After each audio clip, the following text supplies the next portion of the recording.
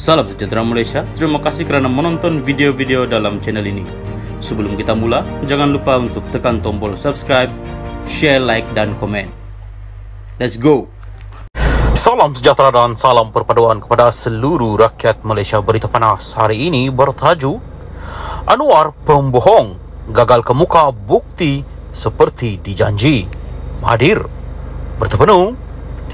Dr. Mahathir Mohamad menganggap Perdana Menteri Anwar Ibrahim sebagai seorang pembohong demi kepentingan pribadi dan sejak 25 tahun lalu tidak pernah memberikan bukti kukuh menunjukkan bekas Perdana Menteri itu pernah menyalahgunakan kuasa untuk menggumpul kekayaan.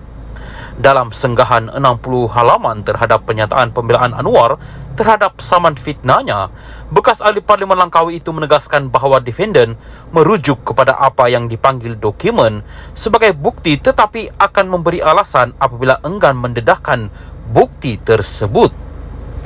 Ahli politik veteran berusia 97 tahun itu menegaskan pembelaan Anwar tidak mengandungi sebarang bukti walaupun pengerusi PH itu pada 7 April lalu dilaporkan media sebagai berkata dia sedia untuk mengemukakan bukti untuk menyokong dakwaannya terhadap plaintiff. Mahathir mendakwa ia bertentangan dengan pendapat Anwar tentang kerajaan menyelamatkan KPB, kini dikenal sebagai Pos Logistik Berhad, sebuah syarikat yang anak plaintiff Mirzan adalah pemegang saham majoriti dan pengarah. Defendant sendiri sebagai timbalan Perdana Menteri ketika itu, Mac 1998, memberitahu media bahawa ia bukan langkah penyelamatan tetapi sekadar keputusan perniagaan. Mahathir berkata Anwar, yang merupakan sebahagian daripada jemaah menteri pada awal dan pertengahan 1990-an, berada di Parlimen pada 1997 untuk memberitahu ahli Parlimen Lim Guan Eng bahawa penjualan saham kumpulan wang persaraan diperbadankan KWAP dalam MISC Berhad kepada Petronas bukanlah satu tindakan bailout. Bekas orang kuat UMNO itu menegaskan Anwar ketika itu memberitahu Dewan Rakyat perjanjian tersebut menunjukkan ketulusan pentadbiran ketika itu yang tidak dipengaruhi oleh mana-mana perniagaan milik keluarga yang meminta bantuan kerajaan. Ini jelas menunjukkan defendant mempunyai ciri-ciri pembohong. Ini kerana defendant mempunyai pendirian yang berbeza pada 1990-an daripada apa yang dinyatakan dalam pembelaannya hari ini. Begitu juga dengan keengganan defendant sehingga hari ini untuk mengemukakan sebarang bukti untuk menyokong dakwaannya. Ini menunjukkan defendant akan berkata sesuatu dan kemudian mengubah pendiriannya sambil memfitnah asalkan ia memenuhi faedah pribadi defendant, kata Mahathir. Salam sejahtera dan salam perpaduan kepada seluruh rakyat Malaysia. Berita panas malam ini bertajuk Pilih Mahathir, kesilapan Hussein On paling besar. Berita penuh, kesilapan memilih Dr. Mahathir Mohamad sebagai pemimpin nombor 2 UMNO mengubah hala 7 negara kata pemimpin DAP itu. Serangan terbaru Dr. Mahathir Mohamad mendorong Lim Kit Siang mengenang kembali pengakuan bekas Presiden UMNO dan Perdana Menteri Hussein On mengenai kesilapan terbesarnya dalam hidup.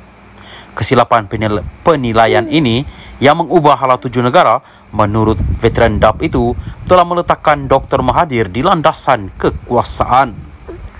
Perdana Menteri Malaysia yang ketiga Tun Hussein On memberitahu saya selepas persaraannya pada tahun 80-an yang kesilapan terbesar dalam hidupnya adalah menjadikan Mahathir sebagai timbalan Presiden UMNO pada tahun 1976 yang telah membolehkan Mahathir menjadi Perdana Menteri sebanyak 2 kali selama hampir suku abad, katanya.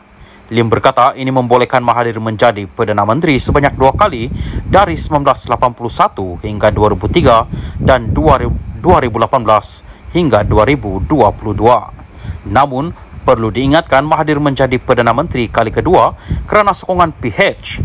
Sementara itu, Lim berkata Hussein pada ketika itu silap memilih Mahathir berbanding Ghaffar Baba, Tengku Razalik dan Ghazali Syafi'i selepas tempoh ketidaktentuan selama 6 minggu. Lim membangkitkan hal ini apabila Mahathir mendakwa mempromosikan Malaysia yang majmuk, melanggar perlembagaan persekutuan dan memomokkan DAP sebagai ancaman terhadap negara Melayu dan Islam. Lim juga mengulas dakwaan bekas Perdana Menteri itu bahawa DAP dengan 40 ahli parlimen mempunyai pengaruh kuat ke atas Perdana Menteri Anwar Ibrahim untuk menjadikan Malaysia sebuah negara sekular. Mahathir amat salah sama sekali. Adakah DAP yang ada 42 orang ahli parlimen selepas pilihan raya umum 2018, angka yang lebih besar berbanding dengan sekarang, menggugut Mahathir selama 22 bulan dia mengetuai Kerajaan Pakatan Harapan untuk menggantikan Islam sebagai agama rasmi negara.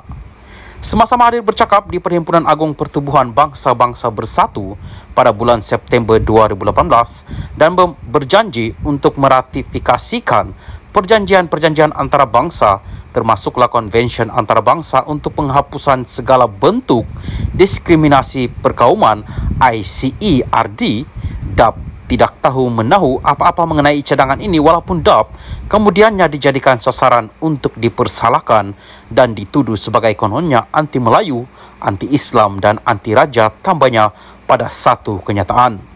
Lim juga mengkritik Mahathir kerana seolah-olah jahil mengenai perlembagaan walaupun menjadi Perdana Menteri sebanyak 2 kali selama hampir suku abad. Perkara 3-1 menyatakan Islam ialah agama bagi persekutuan, tetapi agama-agama lain boleh diamalkan dengan aman dan damai di mana-mana bahagian persekutuan. Tidak ada apa-apa peruntukan untuk apa-apa agama rasmi dalam perlembagaan Malaysia.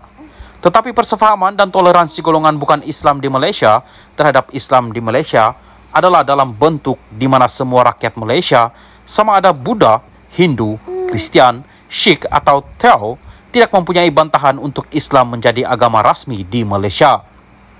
Perkara yang sama juga terpakai kepada DAP, katanya lagi. Lim berkata dia gagal memahami bagaimana Mahathir boleh membuat kesimpulan bahawa mempromosikan Malaysia sebagai negara berbilang kaum itu bertentangan dengan perlembagaan. Adakah Mahathir mengatakan yang wawasan 2020 dan 9 cabaran strategiknya juga bertentangan dengan perlembagaan? 3 Perdana Menteri terawal negara, Tengku Abdul Rahman, Razak Hussein dan Hussein On berpegang dengan idea negara majmuk.